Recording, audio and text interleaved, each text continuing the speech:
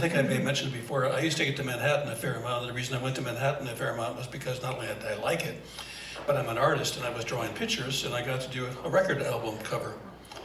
And so one of the record album producers asked me if I would be willing to do a cover for a new group. And I said, let me hear them first.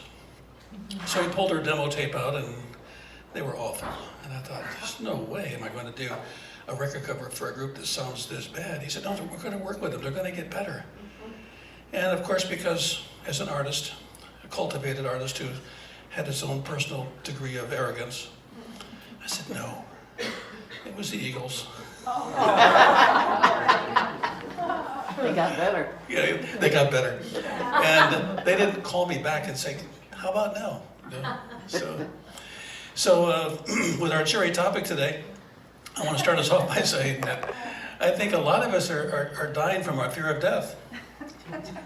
It's killing us. We spend so much more time being afraid of death than we spend living our life.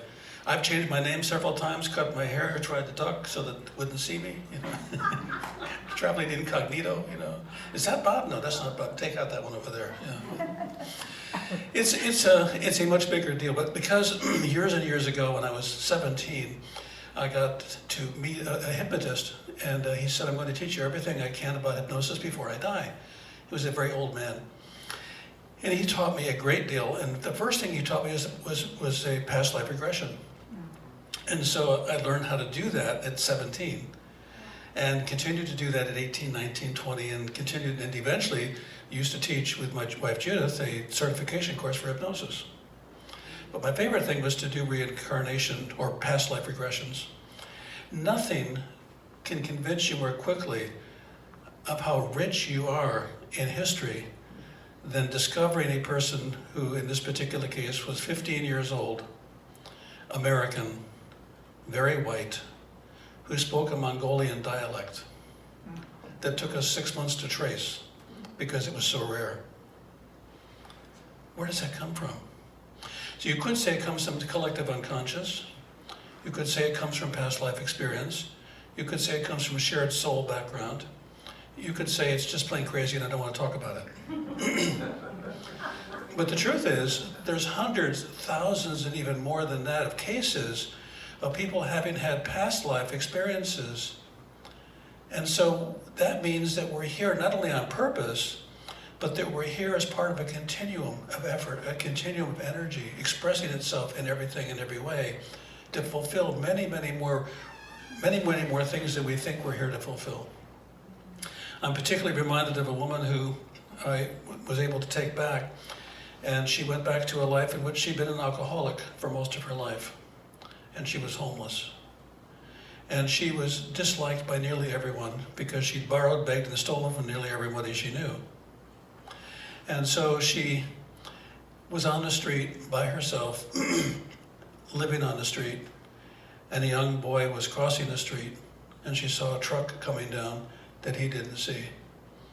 And she pushed him out of the way of the truck, and she was hit by the car, or the truck, and killed. The boy survived. The boy later became a chief justice. In the hypnosis, she said, that was what I was here for one thing, for that moment in time, to protect one person whose life, if lived, would enrich so many more than I ever could have hoped to have enriched had I lived a different life. That's important because we don't know at what point we're making a difference or with whom we're making a difference. Years ago, I worked in the emergency room, and because I was a mental health counselor, I covered psych. And so when people were suicidal, they would come in to see somebody, or if they were brought in by the police because they were suicidal, I would get to see them. And I saw this 18-year-old boy, and he was definitely depressed. Normally, I would see somebody and I would do an evaluation, what we call a clinical evaluation. When the evaluation was done, I would make a determination whether we were going to keep that person or discharge that person, find some place for that person so they could be safe. I could do that usually in half an hour to 45 minutes. And on a busy night, that's about all I had.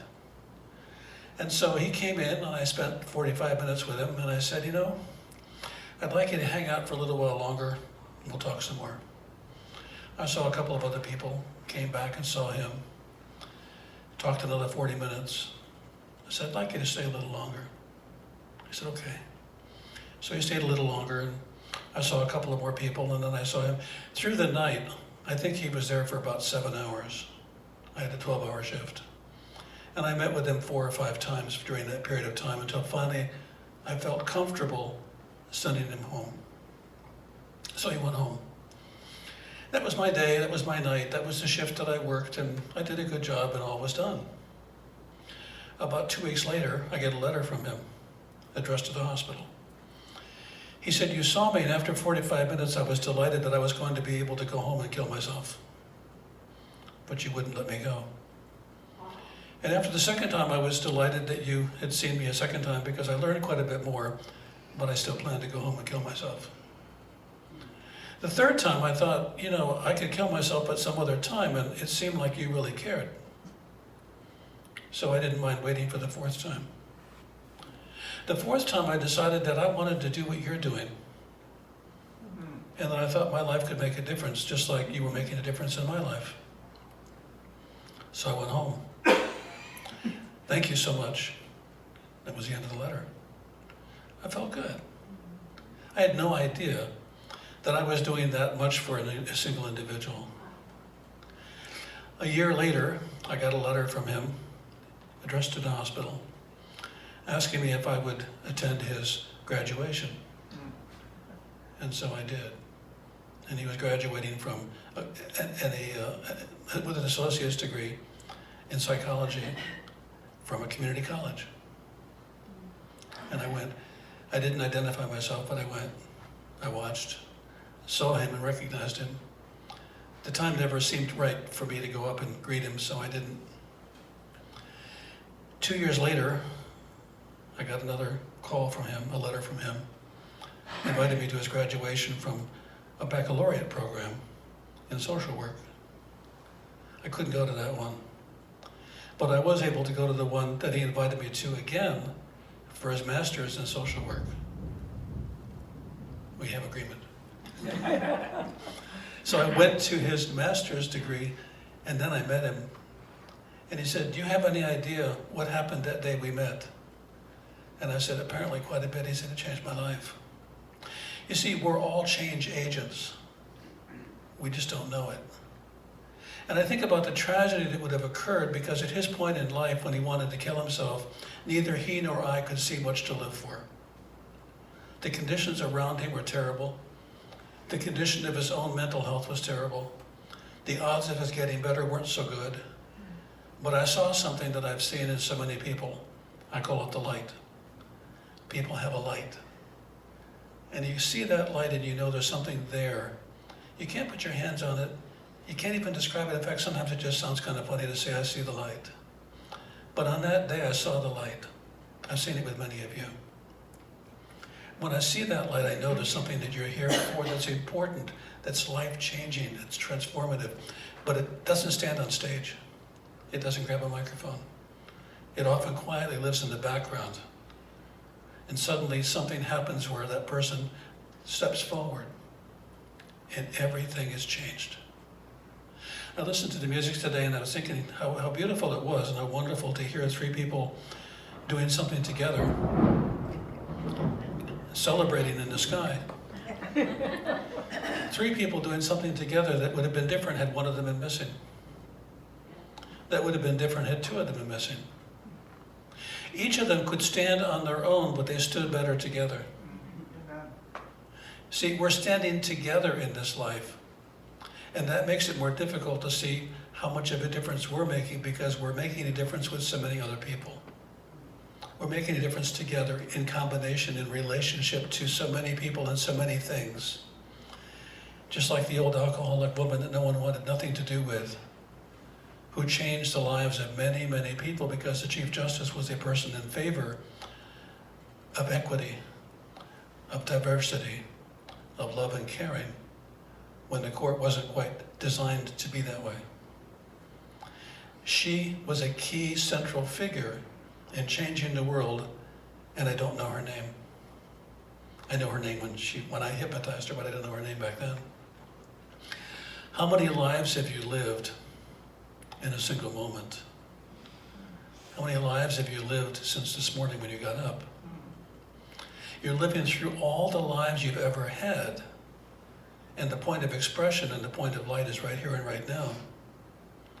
The audacity of any of us to say, I know what's going on, and it's either good or bad. All we can say is, I'm doing the best I can. Let me enter into it with love. Let me enter into it with compassion. Let me enter into it with all that I can and all that I have and all that I am, because life requires that and more. The hero's journey is an interesting journey, because generally when you look at the story of a hero, they seem kind of unqualified for the role.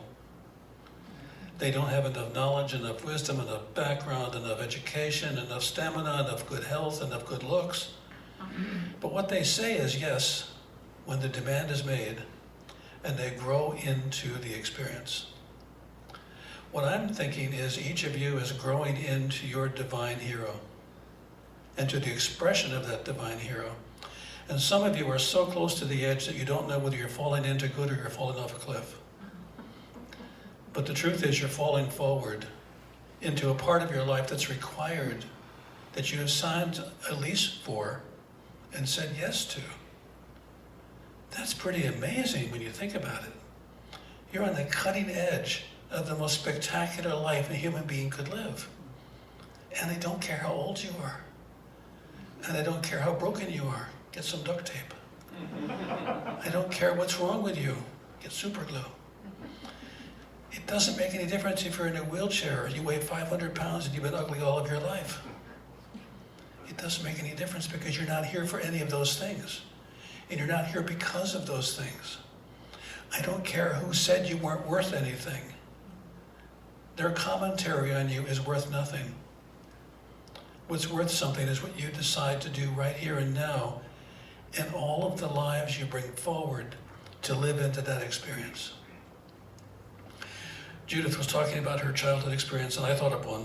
It was, my mother and I were pretty close early on, and we were living in Venice, California. And in Venice, everybody has a garden and a front yard. Lots of flowers.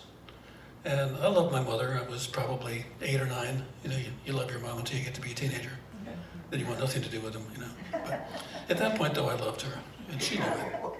And I decided that I was going to show my love, and I went down the street with my wagon, my red wagon, and I picked all the flowers I could find from everyone's yard. By the time I got to the house, there were no flowers left on the street. They were all in the wagon, and they were from my mom. And so that was my first felony. Because today, the sum total of those flowers would constitute a felony. At the same time, my mom, she had a funny look on her face when I brought them. She said, "Where did you get these?" I said, "Oh." She said, "Oh, let's get them announced quickly." Before you get arrested. You know? We're picking the flowers because they're alive and available. And you know, the truth is they don't belong to anybody, they belong to all of us. They didn't blossom for one person or for the yard they were growing in. They blossomed for all of us. This is an enormous garden. This is a treasure chest. This is a wonderful place. And because we're the wonderful people in that wonderful place, we get to play. And I invite you to play. I invite you to step out and make a new story about the new you. Make up a story that in a past life you were a king or a queen or a princess or a doctor or a lawyer or an educator or a joker or a magician or a poet or a writer. And in this life you're traveling incognito. And no one has to know about your greatness, but you have many, many awards. And I want you to walk around having known that you are an award-winning person. Some of you have already had some clues to this. Some of you play a musician or play an instrument and you've had a chance to hear yourself sing. Some of you sitting in the back of the room are artists. I know you. You've already had a chance to play, but we could all play more. Don't disqualify yourself from the life that you could have if you knew how great you were. It's easy to do that. I was doing an art show some years ago. A very well-dressed man who was an executive at Xerox, at that time a big company. And he came to my bin, tie, coat, jacket, nicely polished shoes, looked really good.